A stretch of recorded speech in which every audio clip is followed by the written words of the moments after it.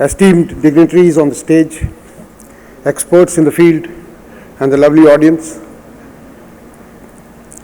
Salutations to all and a very good morning to you. At the outset, I convey my sincere gratitude to the Chairman, Technical Committee, and the Co-Chairman of the Governing Council, Shri T.K. Sengupta, for inviting me to this strategic conference. I call this strategic because OSI has been the front runner in addressing the long-term impacts of oil spills at the national and international level, and this forum provides a unique opportunity to connect multiple stakeholders towards the noble cause of preserving our sensitive marine environment. The Indian Ocean is at the crossroads of Africa, Asia, Australia, interconnecting the continents as well as the oceans. The trade through the maritime routes has ever increased in the region, leading to rise in the maritime traffic. Therefore, the stability, the safety, security of marine trade, preservation and protection of marine environment in the Indian Ocean region is of paramount significance to the world community as a whole. The umbilical connect of the Indian Coast Guard with the world at large manifests from the commitment of a sovereign nation towards fulfillment of international obligations.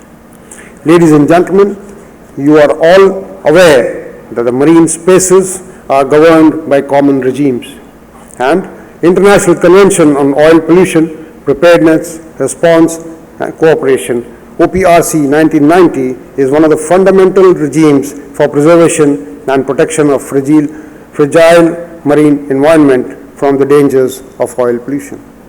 Having said that, I believe India is at the critical juncture today in the development of environmentally sustainable outlook.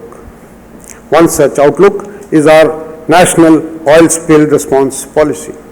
As I have mentioned before, there are multiple stakeholders who need to be on board in this vital national disaster response preparedness mission.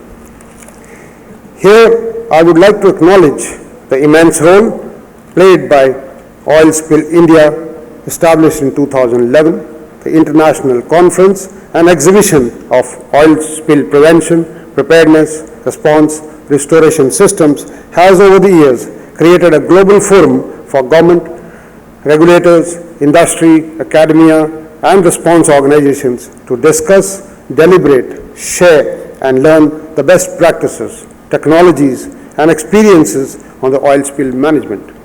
Each edition of OSI has witnessed the world's most eminent experts, including policymakers, CEOs of oil producer companies, regulators, responders, and technology providers.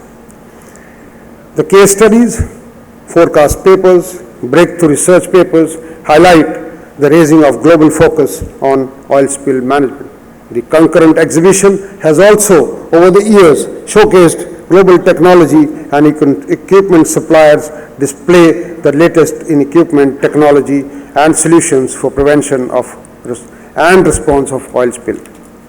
This forum thus provides a unique opportunity for vertical professionals to have a lateral interaction, thereby be better prepared towards combating oil spills at sea. It is one of the only conferences of the type in India which brings the world's leading industry experts, scientists, and implementers under one roof. It is one such forum that organizers discuss, deliberate, share, and learn the best practices. I have been told that some of the key takeaways of the past editions of this conference have been successfully implemented by various nodal agencies and regulators. Projects like online spills advisory system, complete mapping of the environmentally sensitive coastal zones, developing capabilities of aerial dispersant spray systems, and facilitating regional oil spill contingency plans have been deliberated in detail. It is time now to fructify them in reality. At this juncture, I would like to elaborate the Indian Coast Guard's vision. As you all know, the Indian Coast Guard has a time-tested plan in force with all resource agencies and stakeholders on board. The National Oil Spill Contingency Plan. The plan of marine pollution regime is now robust and well developed, providing significant safety from oil pollution incidents at sea. Further, to augment the preparedness, ICG has positioned 3 pollution control vessels both on the east and the west coast of the country. 2 more PCVs are indigenously being designed with the state-of-the-art pollution response equipment equipped for both oil as well as hazardous and noxious substances for protection of our pristine land and the islands. It is notable that in tune with the Atmanirbhar Bharat campaign of the Government of India, ICG has pitched for indigenously developed and made pollution response equipment.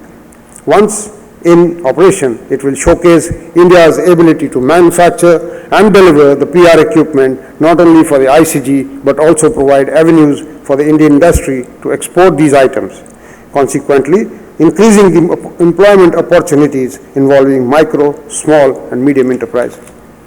The robust mechanism to ensure effective pollution response covering the vast ocean areas and the required wherewithal is only possible through a collaborative effort of various stakeholders and continued exercises that are required for validating our response at sea.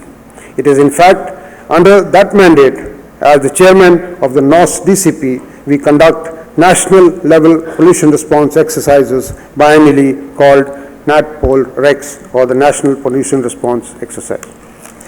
Most of you are aware that we have recently concluded the 8th edition of the NATPOL-REX of the Port of Goa. This was conducted earlier in this year on the 19th and 20th of April. It is a matter of pride that the event was attended by more than 85 participants from 50 agencies, which also included 29 foreign observers and 22 friendly countries and organizations. This one step shows the seriousness of the issue. One ship each from Bangladesh and Sri Lanka also participated in the exercise that followed the NATPOL-REX. Friends, the history of maritime disasters at sea is rife with aspects of environmental damages.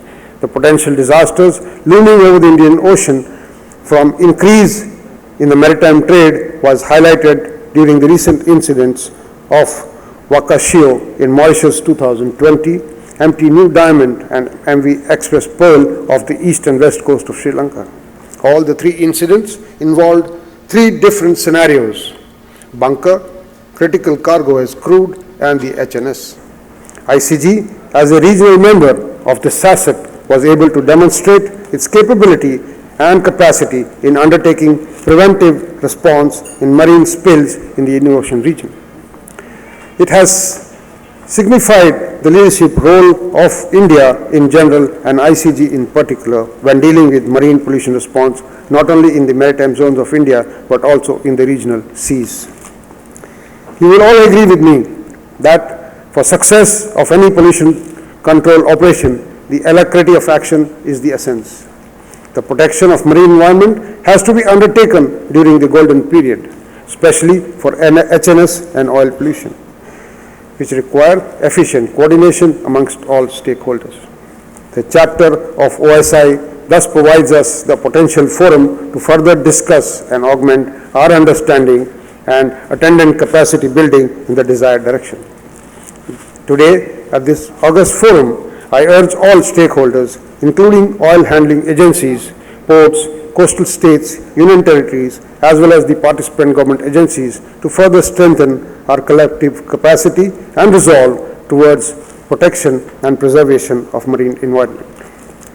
As the Indian Coast Guard draws its mandate for responding to spills at sea from the Ministry of Shipping, I seek the continued support toward discharging our important national charter. As chairman of the National Oil Spill Disaster Contingency Plan, I am sanguine of the rich dividends that our collective efforts will yield. I thank once again the Governing Council of Oil Spill India, distinguished members on the stage, esteemed participants at this forum for their patient hearing. Most importantly, I acknowledge and endorse the spirit of this conference, that is, commitment, synergy, and excellence. To my understanding, these three form the pillars of any strategic environmental venture.